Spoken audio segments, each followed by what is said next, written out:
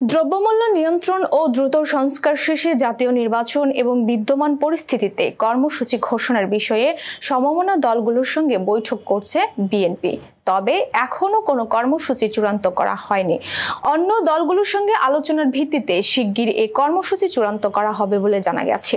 শুক্রবার বিকেলে রাজধানীর গুলশানে বিএনপি চেয়ারপারসনের রাজনৈতিক কার্যালয়ে 12 দলীয় জোট ও জমিয়তে উলামায়ে ইসলাম বাংলাদেশের শীর্ষ নেতাদের সঙ্গে বৈঠক করেছে দলটি। বৈঠকে বিএনপির পক্ষে দলের মহাসচিব মির্জা ফখরুল ইসলাম আলমগীর ও স্থায়ী কমিটির সদস্য নজরুল ইসলাম খান উপস্থিত ছিলেন। সূত্র জানায়, বৈঠকে জনসম্পৃক্ত ইস্যুতে সমাবেশ, মানববন্ধন সহ বিভিন্ন কর্মসূচি দেওয়ার বিষয়ে আলোচনা হয়েছে। এর মধ্য দিয়ে অন্তর্বর্তী সরকারের ভুলগুলো ধরিয়ে দেওয়ার বিষয়ে আলোচনা করেন তারা।